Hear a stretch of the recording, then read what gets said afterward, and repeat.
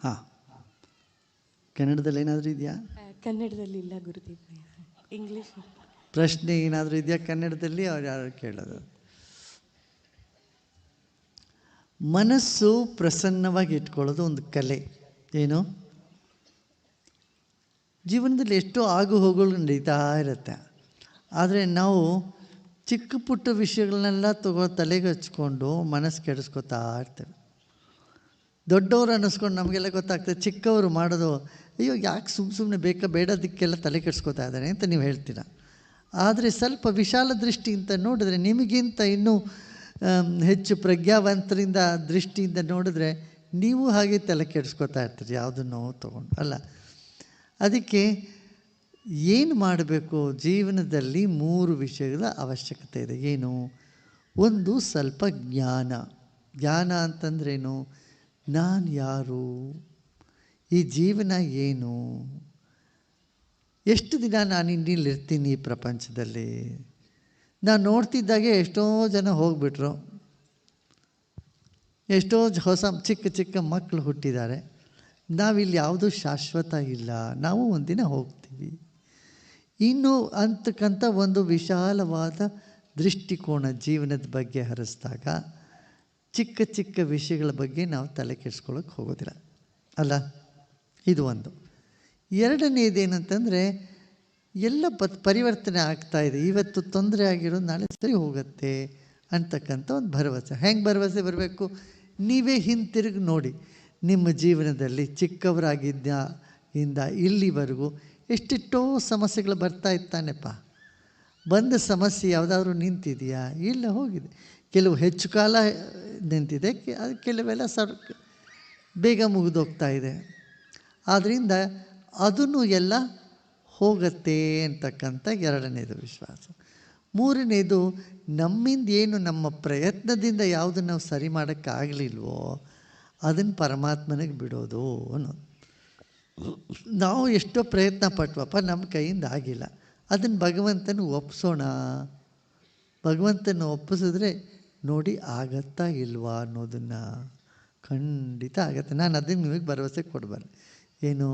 ಭಗವಂತನಿಗೆ ಭಾರನ ಒಪ್ಪಿಸ್ಬೇಡಿ, ಮತ್ತು ವಿಶ್ವಾಸ ಇಟ್ಕೊಳ್ಳಿ. ಏನು? ಒಂದು ತಂದೆ ತಾಯಿಗಳು ಒಂದು ಮಗು ತೊಂದರೆ ಆದರೆ ಅವ್ರು ನೋಡೋದಿಲ್ವ? ಅವ್ರಿಗೆ ಒಂದು ಮಗುಗೇನಾದರೂ ಕಷ್ಟ ಆಯಿತು ಅಂದರೆ ತಂದೆ ತಾಯಿಗಳು ಎಷ್ಟು ಅಕ್ಕರೆಯಿಂದ ಆ ಕಷ್ಟವನ್ನು ನಿವಾರಣೆ ಮಾಡಲಿಕ್ಕೆ ಪ್ರಯತ್ನ ಮಾಡ್ತೀರಾ? ಅದಕ್ಕಿಂತ ಏನೋ ಕಠೋರ ಹೃದಯದವನ ಪರಮಾತ್ಮ ಅಲ್ಲವೇ ಅಲ್ಲ. ಅಷ್ಟೇ ಪರಮಾತ್ಮನಿಗೂ ಪ್ರೀತಿ ಇದೆ. ಎಷ್ಟು ನಿಮಗೆ ನಿಮ್ಮ ಮಕ್ಕಳ ಮೇಲೆ ಪ್ರೀತಿ ಇದೆಯೋ ಅಷ್ಟು ಪ್ರೀತಿ ಅದಕ್ಕಿಂತ ಹೆಚ್ಚಿದೆ. ಹೆಚ್ಚು ಪ್ರೀತಿ ಭಗವಂತ ನಿಮಗೆ ಮಾಡ್ತಾನೆ, ನಿಮಗೆ ತೋರಿಸ್ತಾ ಇದ್ದಾನೆ ಅನ್ನೋದ್ರದ್ದು ಒಂದು ಭರವಸೆ ಬೇಕು. ಇಷ್ಟಿದ್ದು ಬಿಟ್ಟರೆ ನಿಮ್ಮ ಮುಖದಿಂದ ನಗುವನ್ನು, ಆ ಮುಗುಳ್ನೆಗೇನು ಯಾರಿಂದನೂ ಕಿತ್ತಾಕೋಕ್ಕೆ ಸಾಧ್ಯವೇ ಆಗೋದಿಲ್ಲ. ಗೊತ್ತಾಯ್ತಲ್ಲ? ಇಟ್ಟಿಟ್ಕೋಬೇಕು. ಅದೇ ಸತ್ಸಂಗದ ಮುಖ್ಯ ಉದ್ದೇಶ. ಇಷ್ಟು ಜ್ಞಾನವನ್ನು ನೀವು ಪಡ್ಕೊಂಡು ಹೋಗಿ. ಏನು? ಮೊದಲನೇದೇನು? ಎಲ್ಲ ಪರಿವರ್ತನೆ ಆಗತ್ತೆ, ಇಲ್ಲಿ ಯಾವುದೂ ಶಾಶ್ವತವಲ್ಲ. ಗೊತ್ತಾಯ್ತಲ್ಲ? ಎರಡನೇದೇನು? ಸಮಯ ಬದಲಾಗತ್ತೆ, ಎಲ್ಲ ಬದಲಾಗತ್ತೆ ಅಂತ ಭರವಸೆ. ಮೂರನೇದು, ನಮಗೆ ಬಂದಿರತಕ್ಕಂಥ ಏನೇ ಕಷ್ಟ ಇದ್ದರೂ ಅದನ್ನು ಭಗವಂತನಿಗೆ ಕೊಡ್ತೀವಿ. ನಮ್ಮ ಆಶ್ರಮದ ಒಂದು ನಿಯಮ ಏನು ಗೊತ್ತಾ? ಇಲ್ಲಿ ನೀವು ಏನೇ ಕಷ್ಟಗಳು ತೊಗೊಂಬಂದರೂ ಅದನ್ನು ಮತ್ತೆ ವಾಪಸ್ ತೊಗೊಂಡೋಗ್ಲಿಕ್ಕೆ ಬಿಡಲ್ಲ ನಾವು. ಅವೆಲ್ಲ ನಿಮ್ಮ ಕಷ್ಟಗಳನ್ನೆಲ್ಲ ಇಲ್ಲೇ ಬಿಟ್ಟು, ಚಿಂತೆಯನ್ನು ಇಲ್ಲೇ ಬಿಟ್ಟು ಚಿಂತನೆಯನ್ನು ತೆಗೆದುಕೊಂಡು ಹೋಗ್ಬೇಕು. ಹಾಗೆ ಮಾಡಿದ್ರೆ ನೀವು ನೆನೆಸಿದ್ದೆಲ್ಲ ನಡೆಯೋದು ಆಶ್ಚರ್ಯವೇನಲ್ಲ. ನೀವು ಕೋರಿಕೆ ಮಾಡಿ ಅದು ನಡೀದೇ ಇದ್ದರೆ ಆಶ್ಚರ್ಯ. ನಮ್ಮಲ್ಲೇನು ನಿಮ್ಮ ಬೇಡಿಕೆ ನೆರವೇರದೇ ಇದ್ದರೆ ಒಂದು ಆಶ್ಚರ್ಯವೇ ಹೊರತು ನಿಮ್ಮ ಬೇಡಿಕೆ ನೆರವೇರೋದು ಸರ್ವೇ ಸಾಮಾನ್ಯವಾದದ್ದಿಲ್ಲಿ. ಇಷ್ಟನ್ನು ಮನದಟ್ಟು ಮಾಡ್ಕೊಂಡು ಹೋಗ್ರಿ.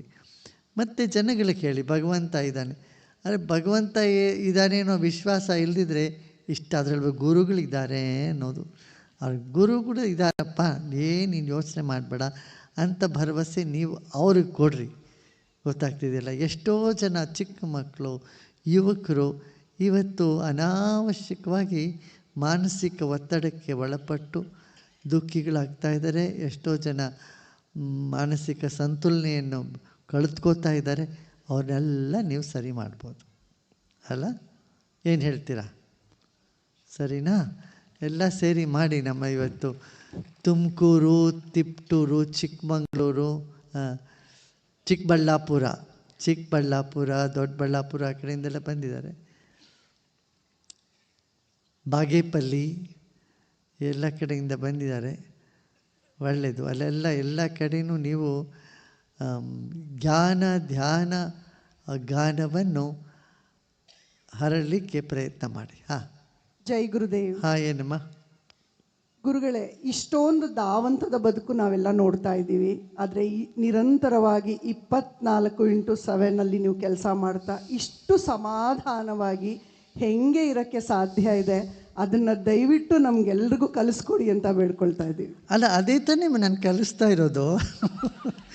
45 ವರ್ಷದಿಂದ ನಾವೇನು ಹೇಳ್ತಾ ಇದ್ದೀವೋ ಅದು ನಿಮಗೆಲ್ಲ ಪ್ರಾಕ್ಟಿಕಲ್ಲಾಗಿ ದಿನಪ್ರತಿ ಮಾಡ್ತಕ್ಕಂಥದ್ದೇ ಹೇಳ್ತಾ ಇದ್ದೀವಿ.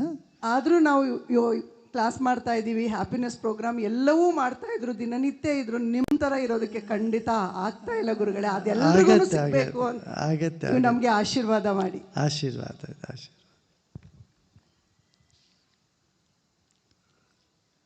ಹಾಂ, ಜೈ ಶ್ರೀ ಗುರುದೇವ್. ಹಾಂ.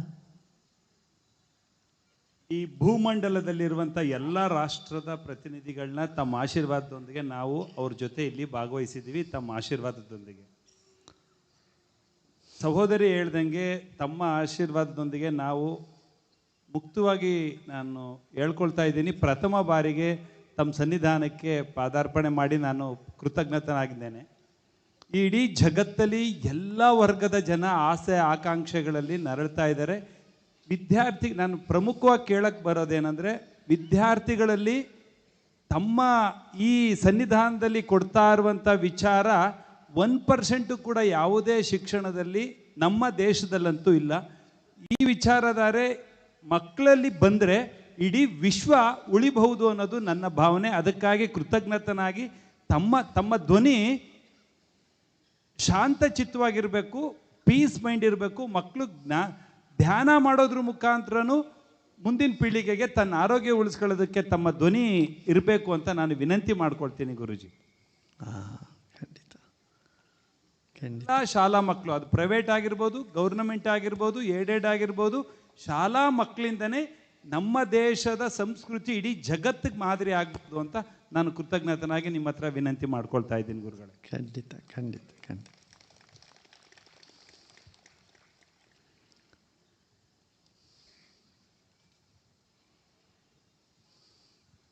ನಮಸ್ತೆ ಗುರುಜಿ, ನಾನು ಗಂಗಾಧರ್ ಅಂತ, ಜೀವಶಾಸ್ತ್ರ ಉಪನ್ಯಾಸಕ, ತಿಪ್ಟೂರು.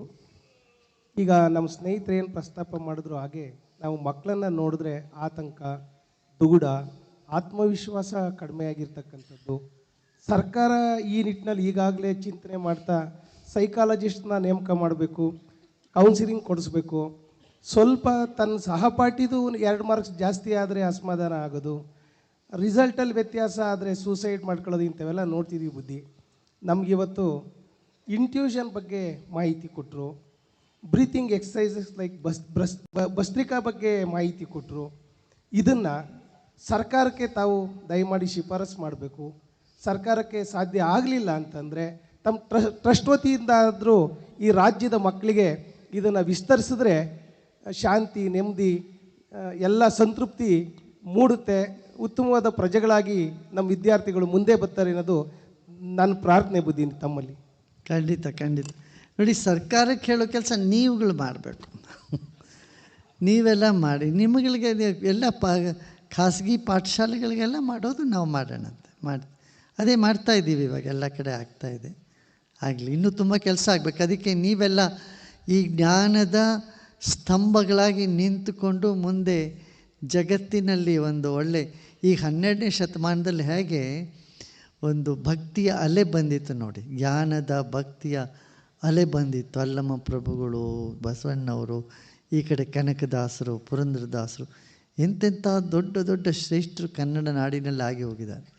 ಅವರೆಲ್ಲ ಒಂದು ಅಲೆ ತೊಗೊಂಬಂದರು. ಹಾಗೆ ಮಹಾರಾಷ್ಟ್ರದಲ್ಲಿ ನಾಮದೇವ್, ತುಕಾರಾಮ್ ಇವರೆಲ್ಲ ಆದರು. ಹೀಗೆ ತಮಿಳ್ನಾಡಲ್ಲೂ ತುಂಬ ಜನ ಸಂತರಾದರು, ಆಂಧ್ರನಲ್ಲಾದರು ಅಣ್ಣಮಾಚಾರಿ ಇವರೆಲ್ಲ.